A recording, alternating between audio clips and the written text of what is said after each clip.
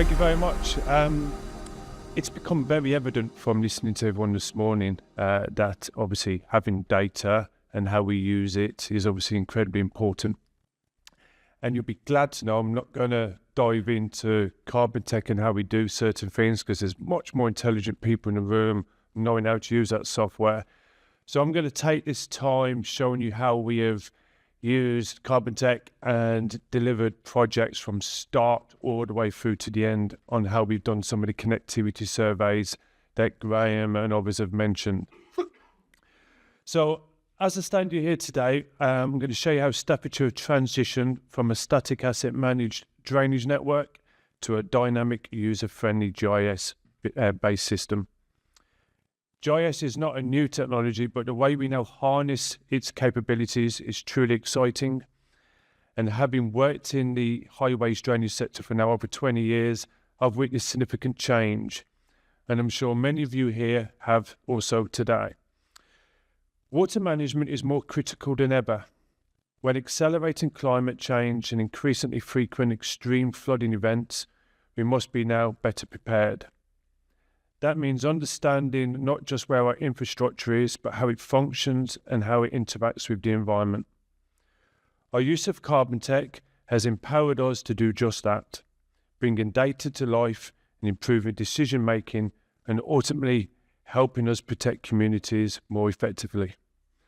The following 15 minutes is an insight to why we need this smart way of thinking and how we've decided where to start, how we've achieved funding for this programme, who and where you may obtain this funding, and our approach to our study cycle, and finally a short case of our success. So few environmental threats are as universally recognised and immediately impactful as flooding. Indeed, the consensus is undeniable. It stands as a concern of paramount importance, demanding our collective and urgent attention. Its destructive power transcends geographical boundaries, wreaking havoc on urban centres and rural landscapes alike. From the catastrophic loss of homes and infrastructure to the disruption of livelihoods, displacement of communities, and even tragic loss of life. The immediate aftermath is devastating. Beyond the visible damage, it cripples economies, it contaminates water, and leaves lasting psychological scars. And I think we can all agree on the statements on the screen. Our previous reliance on static point referencing for network assets painted a dangerously incomplete picture of our infrastructure landscape. While we meticulously catalogue the geographical coordinates of highways assets, as in bridges, roads, our signs, our surface drainage inlets, this single point snapshot merely provided isolated dots on a map, telling us only where an asset was, not how it truly functioned or interacted within a dynamic system. Crucially, this static view offered no insight into the complex interplay between these visible surface components and the hidden subsurface counterparts. We're effectively blind to the intricate web of buried pipes, utility lines, and drainage networks that underpinned our highways. Consequently, during a storm event, we had no clear understanding of the ultimate destination of runoff and how effectively our combined surface and subsurface systems could cope with increased volumes, or even where our vulnerabilities may lie that could lead to surcharging, flooding, or critical infrastructure failure. I'd like to put the screen down. Do I just... Don't know. Anyway. With potential to flood adjacent roads, lands, houses, and further disrupt the constituents of Staffordshire. So our approach and how we did this. So you may already have clarity on where key priority areas lie, or perhaps you don't. But many of you will appreciate the challenge of securing funding, especially it involves identifying locations that may not present an obvious solution at first glance. However, funding is available, and your lead local flood authority can support you in assessing this. One effective route is through an FCRM Form 7, which is part of the Flood and Coastal erosion risk management program. And this mechanism enabled us to attract funding for doing certain studies that help build this evidence base needed to unlock further investment and develop viable flood mitigation strategies.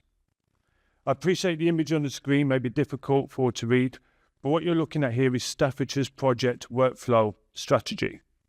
And we start at strategic definition 0, which basically begins with identifying why we are focusing on a particular location and what evidence there is of flooding. This stage is about pulling together partners and data to help shape the scope of your study. Once you've established that, we move into stage 1, which is preparation and brief. It is where your lead local flood authority and other partners can assist in completing this business case need as part of the FCOM 7 form.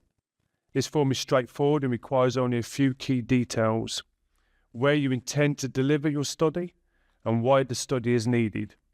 In our case, the study was driven by a lack of detailed drainage information, and we wanted to better understand our own network and those of our partners by clearly stating on the form that we aim to complete a full drainage connectivity survey, which included condition assessments, GPS asset referencing, network mapping, and much more. We were able to secure this successful study funding, and as Graeme mentioned, we've done this in 23 locations within Staffordshire and another 7 in the Black Country, and this workflow has proven to be a practical and effective way to move from strategic need to funded delivery, and it's a model that can be replicated across other priority areas. So the question is, where do we actually start? Clearly, we can tackle the whole network because that would be too costly and too timely. And also, we didn't want to just consider where areas of known flooding might be. So we needed a method to prioritise locations based on not just risk, but other elements. So we asked ourselves what defines a community. After much discussion, we settled on lower super output areas as a unit of analysis, and from there we developed a multifactorial vulnerability index incorporating first language use, recent arrivals to the UK, English not being their first choice of language, age, where we had a high population of under 10s and a high population of over 70s, education level and income, as in unemployed, low-income occupations, households that have a high dependency of children on non-working adults, and deprivation score. How many residents may be in a 1 in 30 flood risk zone or 1 in 100, and how many non-residential properties were at risk. Each factor was assigned a percentage weight and allowing us to calculate a composite risk score for each LOSA. This gave us a clear data-driven starting point, and on the slide you'll see a represented square box, just giving you an indication of our priority zones. So understanding our intricate drainage network became paramount to this project, and to promote a business case for delivering flood mitigation, prompting the development of a detailed project scope, which went out to tender for various package works.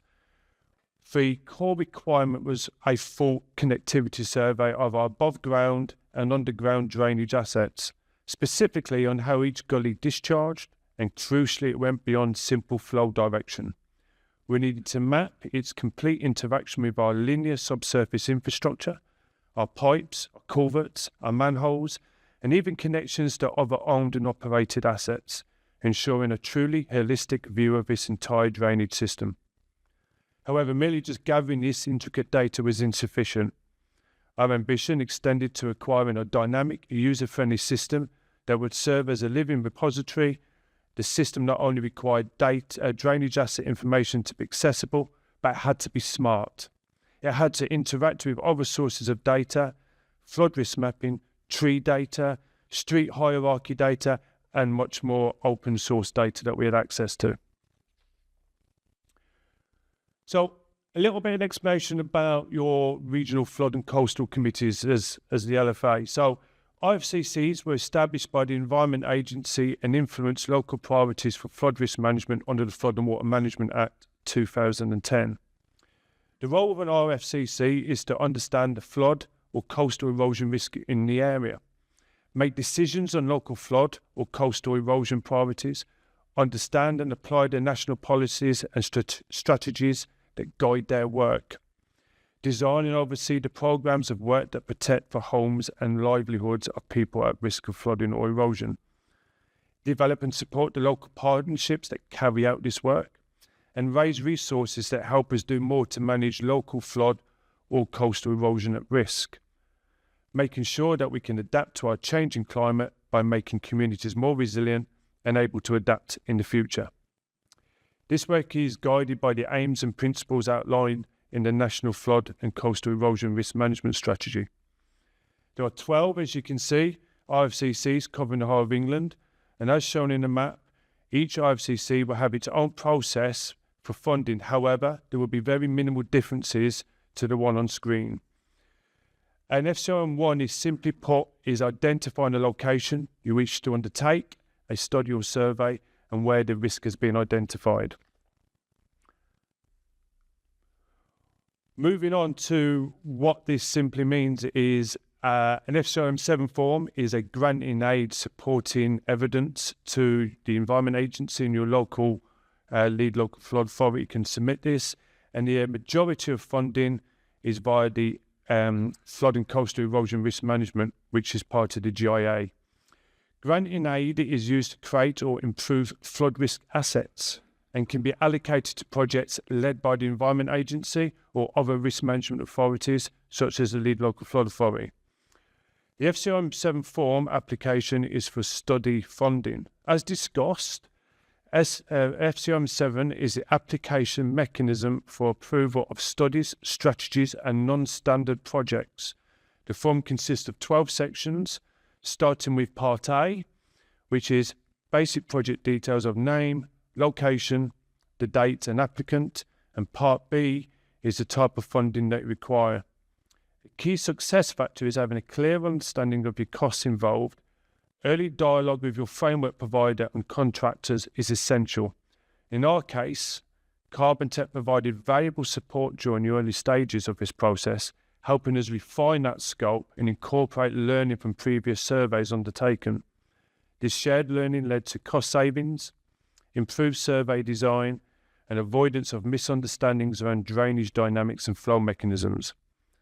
By investing in detailed early surveys, we demonstrated that upfront costs can prevent expensive delays and rework later in project lifecycle, a message that resonated strongly with the Regional Flood and Coast Committee, which was the Trent RFCC. We have now developed a new sort of survey study cycle within Staffordshire, and this cycle is replicable and scalable approach that can be applied to each new location going forward. Its strength lies in building our previous success while adapting to specific needs and information gaps of each site. A crucial starting point is, what do we actually know? Rather than jumping straight into writing a study or scope, it's important to gather existing knowledge and identify key stakeholders.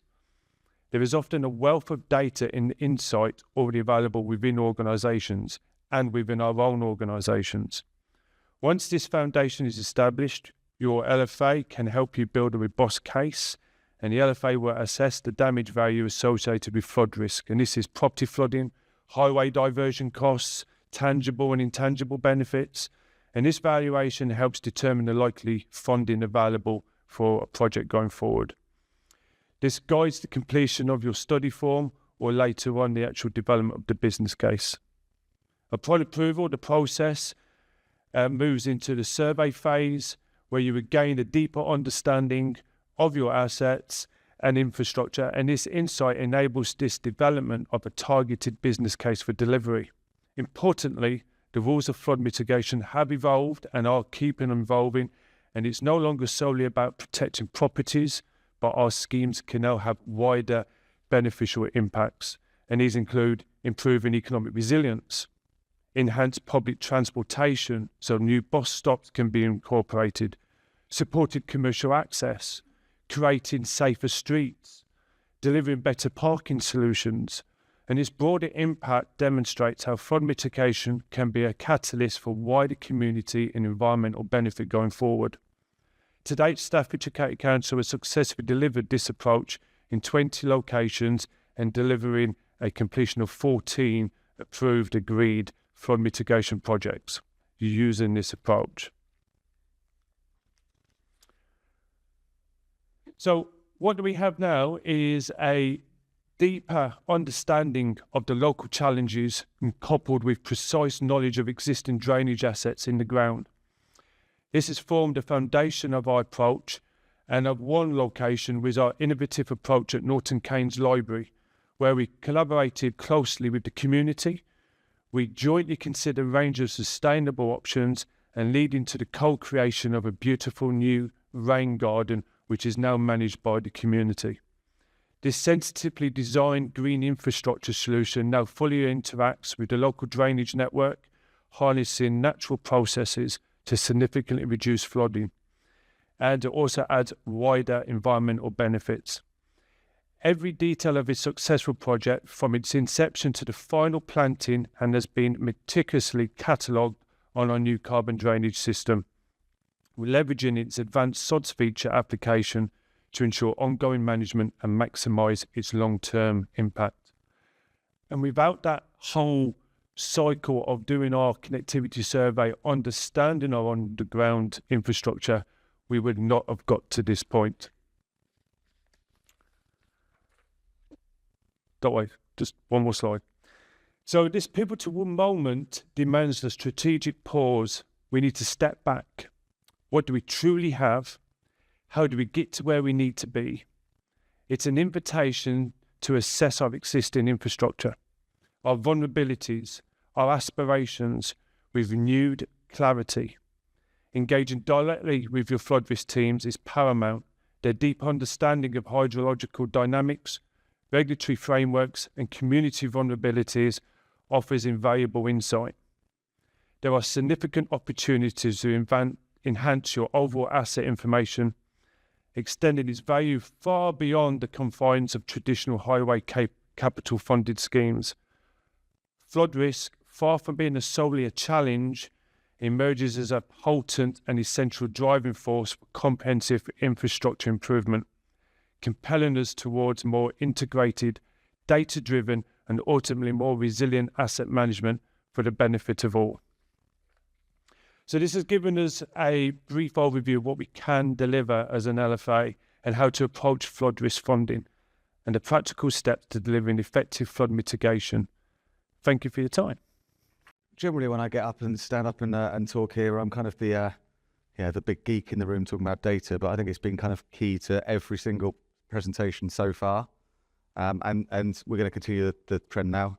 Although, if you were paying close attention to that video, you will also have seen quite how convincing I am in a hard hat and high vis. So, a chameleon in that sense. So, data and insight. So the theme of this whole section up to lunch now is on the importance of data and insight. And you've got data, which is basically the raw stuff that you get into it. You've got information, well, actually, what are we doing with that data that we can understand? And then insight. And insight is about how we use information to make practical, tangible difference and decisions. And it's about making informed decisions. So that's what our team of analysts are doing every day. We're gathering, we're analysing data, and we're providing real accurate insight to our customers, which is where the value sits. So, but I want to start by stripping it right back and thinking, actually, right at the core, what is a flood? Which seems a really silly question when you've got a room full of 100 different people who all are experts in this area. But I reckon if I looked around and I asked everyone, you would get a slightly different definition from every person. I'm not going to do that in the interest of time. But what I did do was I went and looked it up eventually. So, according to the Cambridge Dictionary, a flood is a significant amount of water covering an area that's usually dry, which sounds very much like my bathroom after my son's had a shower. He's 15, he's an absolute monster. But in layman's terms, we're talking about a load of water where it's not really meant to be. So you could be talking about standing water on the highway. We're talking about ingress into people's houses. We're looking out at when we see those pictures of out in public spaces or in fields. But if you look at this photo, according to that definition, it is a flood, but it doesn't necessarily mean that you're going to jump to action and do anything about it, does it? Because the key to data is insight, and the key to insight is action, but sometimes that action might be, I'm going to decide to do nothing here. And I was speaking at, the reason I bring this up, I was speaking at a conference about 3 weeks ago, giving a very similar talk to this, and explaining about the insight, the risk scoring, and those kind of things we do. And at the end, a cabinet member for highways came up to me and said, really, that was really interesting. I'm really kind of invested in what you're doing and how that can have helped. But what sort of advice would you give me if it isn't a flood? Which I was stumped. And the actual wording she said to me was, well, when is a flood not a flood? And her point was that often they'll have standing water covering the highway, ingressing into people's homes, causing significant area in the known locations. It's the same 2 or 3 locations every single time. But she'll speak to her highways team and they'll say, well, it's not a flood. We can't do anything there. We're not going out to that. And what they meant was, there's nothing they can do. The gullies are clean. The channels are clear. There's just too much water for that network to cope. Now, I did probe a bit more and say, well, how do you know that the gullies are all clean? How do you know that those channels are clear? It turned out that possibly that wasn't the case, but in their mind, they had done everything they could, and so therefore it wasn't a flood. So when is a flood not a flood? In that situation, it's when it's a capacity issue. I think capacity really is kind of crux to a lot of what we're talking about today. So that highways department had talked about this and mentioned it for so long that she'd started to misunderstand necessarily what a flood was. But I thought they had a really, really good point here. Because if we really break it down, every flood is a capacity issue. You've got too much water in this space. Now, that happens across the world. That happens absolutely everywhere. But it happens more and more concentrated in areas where we've got man-made built structures, and therefore we don't necessarily have the flow. So the best way to treat it is to try and increase that capacity. And this is the key. So in the asset management section before, we heard about the need to maintain our existing assets effectively, reducing costs. But my message to you is this. On top of that, don't stop what you're already doing. That increases capacity. So clean your gullies, hopefully following a cyclical approach. And we've discussed that in the previous section. But what else can you do to understand and increase your capacity? Do you know where your grips are? Have they been cut recently? What about your ditches? Are they cleaned and maintained? Your soakways, your channels, your pipes, your culverts, your trash screens?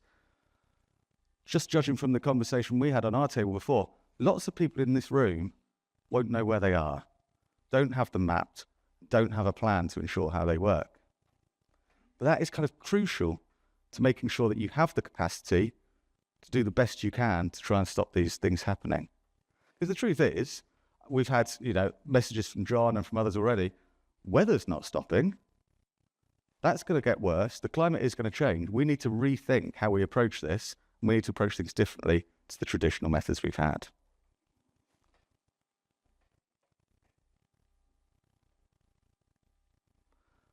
So capacity is one way that we can start dealing with this. The second word that I want to bring up is attenuation. How do we increase our capacity if we can't? So capacity, we've got a load of space. If we can't increase our capacity, then how can we slow down that water to prevent that flood? And that's what attenuation is. So attenuation is basically slowing down the amount of water so that it flows into that area at a time. I mentioned ditches before, and they're a prime example of one way to do it. We had discussions again on our table. Well, actually, they're not necessarily our ownership and people won't cut them. How do we maintain them? What's the point of cutting a grip if therefore then the farmer won't cut the ditch? That's a discussion to have with the farmer. But actually, grips, ditches, these things are a great way of taking rainfall off of the highway and giving yourself a little bit of time as it seeps in to slow everything down and increase that capacity. But how many people have got a good handle on how that's maintained? How much is it digitized? How many maintain it in a cyclical manner? And how many can produce that to prevent their costly revisits? And this is sort of the bread and butter of what we do day to day. This is our data and insights team. We give you the information in your hand to properly understand your network and understand how to maintain it. And SUDs are a fantastic example of attenuation. and I'm going to talk about those in a bit. Before I do, I'm going to talk about this guy, Chief Brody from Jaws. It's a bit of a hackneyed kind of comparison I'm going to use, but he had the iconic line, "You're going to need a bigger boat." So, a bit cliched, but what we're talking about here is climate change, and some of the things that we talk about, the kind of the Valencia story that John was saying, it is biblical at times, and it does feel like maybe we need an ark. But actually, the reason that I brought him up is not because of that. It's just an example of insight. So he's not poring over charts and graphs. His experience, his knowledge of the size of the shark, the capacity of the boat, of the crews that were already there, all contribute to him, giving him a picture that he's able to make a judgment and therefore a decision from. If you want to catch this shark, you need a bigger boat. If you want to do X, then you need Y. And that's a really good example of a simple example of insight.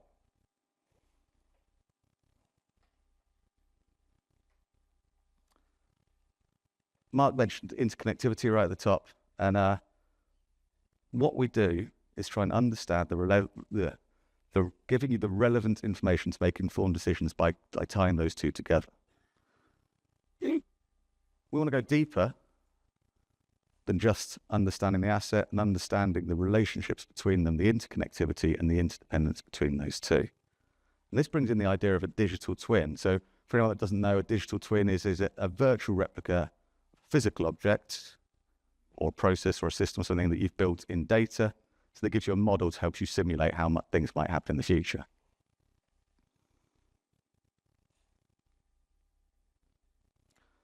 So in the bad old days of asset management, when all you got was a dot on a map, I'm sure we're all well past that now,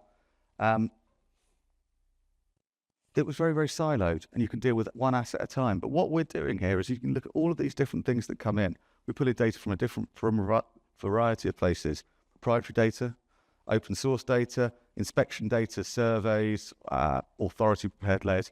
In fact, we've got 25 to 30 different variables in our data that will affect the outcome for that asset and that area, and bring the information in so you can analyze exactly where your risk sits at that point in time.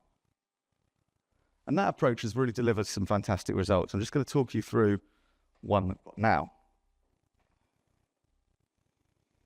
We've been doing this in force across Staffordshire, and speaking directly straight after me is Andrew Brett from Staffs, who's kind of leads on their flood risk, and he's been pioneering, really good at stretching us and utilising this kind of to really understand the specific situation in identified flood hotspots, and really adept at obtaining funding for both our surveying, also more importantly the adaptation work and what he builds from the outputs of that. We've undertaken, I think, 20 plus drainage investigation surveys for him now. And they work fully exploring from the flow, following from entry all the way through to exit, to the across the catchment, giving us that end-to-end insight of the issues, allowing us to advise on the remedy. This is kind of one of the ways we go about doing it. So just a couple of quick images. Our surveyor's hard at work. We've got gully, we've got connectivity survey, and we're plotting the full flow from that infall right to the outfall, including where it joins through the water authority channels and the other connecting nation. Where we can't be fully certain, or where a defect's identified, we also provide CCTV surveying. What's really beautiful here and what's powerful is, you can see in the centre, we've developed functionality so you can bring that CCTV to life right inside Gully Smart. So I think it was Doug that mentioned lots and lots of people have got them on a CD or a USB kind of chucked in a drawer somewhere that's never used. All those orange dots show you the defects and observations, and the CCTV will jump straight to those sections so you know exactly what's going on underground. I want to tell you one more story about one of the schemes I was lucky enough to visit recently. This is Festival Court in Cannock. I don't have a photo of it in flood. Unfortunately, I think the people were a bit busy at that period when it was in flood, so this is what it looks like in the summer. It's a row of 8 shops. Above that, residential housing. Behind that, some more. They have had repeated significant issues with flooding around those adjoining areas. So we sent our surveyors out, and they were able to gather a huge amount of information. Mixture of gullies, you've got manholes, you've got catch pits, you've got drains, you've got channels. And we've managed to plot it all and work out that the culmination of that is that 3 big 600mm pipes all met in one manhole. And every time it rained, or had significant rainfall, it started to flood that area. All of those dots and all of those channels basically connect into one thing. So it might look very clustered, but actually it gave us real clarity as to there is a one very, very clear solution. As you can imagine, I was absolutely delighted because I could phone Andrew up and tell him, it's not a flood, mate. It's a capacity issue.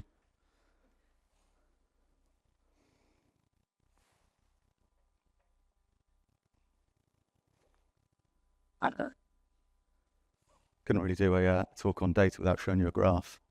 So that's why this is here.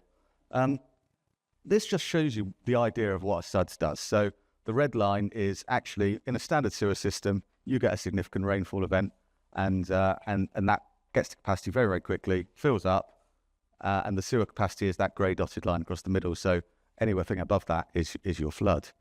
If you can slow the water down through that system, then you will not get to that point where you breach the connectivity.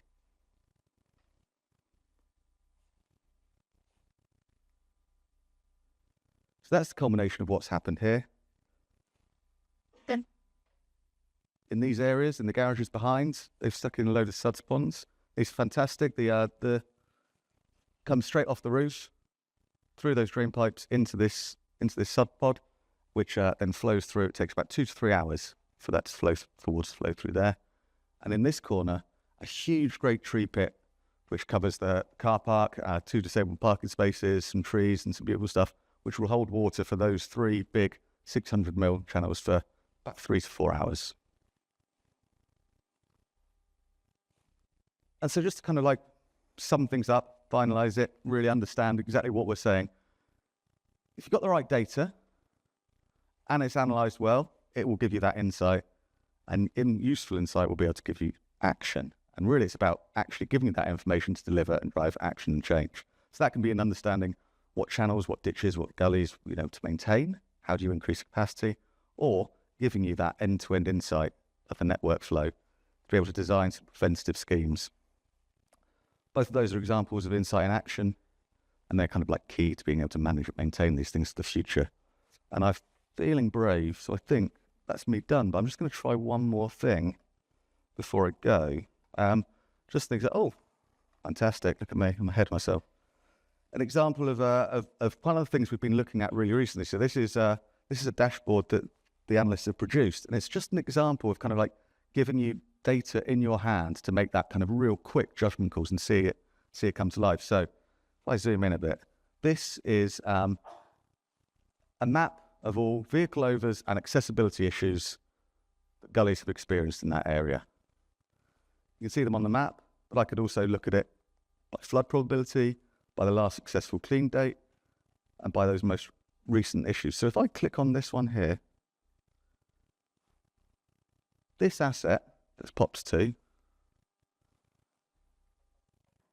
is on a 6-monthly cycle, which suggests to me that it's probably seen as more high priority. It's been visited 20 times since its last successful clean back in 2020.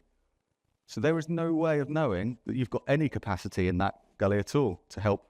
Who knows what's in the channel, who knows what's in any of those kind of things. Just one more quick one over here.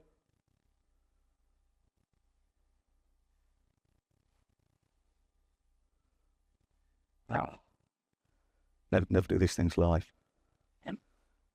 This road, Manchester Road, 98 gullies on it, of which there are 874 recorded as vehicle over or inaccessible of their last inspections.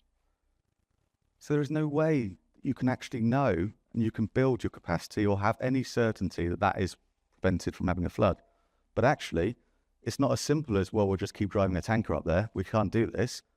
What you want to know is, well, is this a problem for me? And so by putting someone there to survey it, we can go and do with a stick, we'll go take the silt levels, we can give you assurance in those areas almost instantly that actually you do have an issue, you need to sort something out, or no, actually, this is not a problem for now, this is a problem for the future. that's me done. Thank you very much.